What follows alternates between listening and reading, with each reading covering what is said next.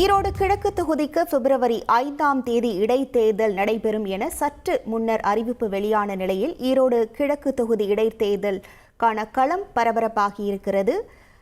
எந்த கட்சியிலிருந்து யார் யார் போட்டியிடுவார்கள் என்ற பரபரப்பு நிலவும் சூழலில் தற்போது ஈரோடு கிழக்கு தொகுதி இடைத்தேர்தலை அதிமுக புறக்கணிக்கப் போவதாக தகவல் வெளியாகியிருக்கிறது. இந்த தொகுதியில் போட்டியா இல்லையா என்பது குறித்து பொதுச் செயலாளர் எடப்பாடி பழனிசாமி முடிவெடுப்பார் என்ற தகவலும் வெளியாகியிருக்கிறது. கூடுதல் விவரங்களோடு இணைகிறார் நமது செய்தியாளர் ராமச்சந்திரன். வணக்கம் ராமச்சந்திரன். ஈரோடு கிழக்கு தொகுதியில் அதிமுக சார்பில் போட்டி இல்லை என்ற தகவல் வெளியாகியிருக்கிறது. இது குறித்தான முழு விவரங்கள். வணக்கம். ஈரோடு கிழக்கு தொகுதிக்கு பிப்ரவரி 5ஆம் தேதி இடைத்தேர்தல் நடத்தப்படும் என்றும் இந்திய தேர்தல் ஆணையம் அறிவிப்பை வெளியிட்டுள்ளது. வாக்கு எண்ணிக்கை பிப்ரவரி 8ஆம் தேதி நடைபெறும் என்றும் தெரிவிக்கப்பட்டது. ஏற்கனவே ஈரோடு கிழக்கு தொகுதியை பொறுத்தவரை காங்கிரஸ் கட்சி சார்பாக போட்டியிட்ட தொகுதியாகும். காங்கிரஸ் கட்சியின் எம்எல்ஏவாக EVK இளங்கோவன் போட்டியிட்டார். அவருக்கு உடல்நலம் குறைவு ஏற்பட்டு சமீபத்தில் மறைந்தார். தற்பொழுது அந்த இடத்திற்கு காலியானதாக அறிவிக்கப்பட்டு இடைத்தேர்தல் அறிவிக்கப்பட்டது.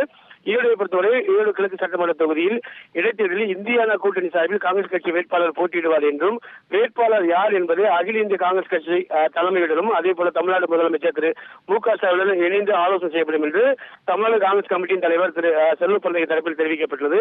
ஆகையால் திமுகவை பொறுத்தவரை திமுக கூட்டணி காங்கிரஸ் போட்டியிடும் என்றும் எதிர்பார்க்கப்படுகிறது.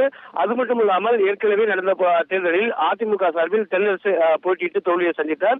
ஆகையால் இந்த தேர்தலில் போட்டியா இல்லையா என்பது குறித்து நம்மிடம் பேசிய முன்னாள் அமைச்சர் திரு D. ஜெயக்குமார் பேசுகையில் இதில் கட்சியின் தலைமைதான் முடிவு செய்யும் என்றும் தெரிவிக்கப்பட்டது. அந்த அடிப்படையில் போட்டியா அல்லது புறக்கணிப்பா என்பது அதிகாரப்பூர்வமாக கட்சியின் தலைமை வெளியிடும் என்றும் எதிர்பார்க்கப்படுகிறது.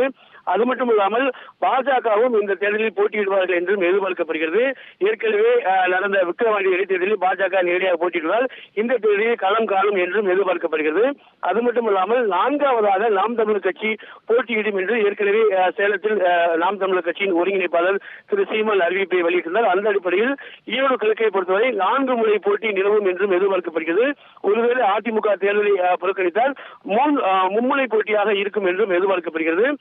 இந்த தொகுதியில் ஈரோடு கிழக்கை பொறுத்தவரை காங்கிரஸ் கட்சியின் சார்பாக மீண்டும் முன்னாள் எம்எல்ஏ இருந்த EVK இளங்கோவன் மகன் சஞ்சய்க்கு வழங்கப்படுமா அல்லது அந்த காங்கிரஸ் கட்சியின் மாவட்ட நிர்வாகியாக இருக்கக்கூடிய மக்கள் ராஜனுக்கு வழங்கப்படுமா என்பது குறித்து தேசிய தலைமை மற்றும் தமிழக முதலமைச்சருடன் இறுதி செய்யப்பட்டு வேட்பாளர் இறுதி செய்யப்பட்டு அறிவிக்கப்படும் என்று திரு செல்வ பிறந்தகை தலைமையில் தரப்பில் தெரிவிக்கப்பட்டுள்ளது.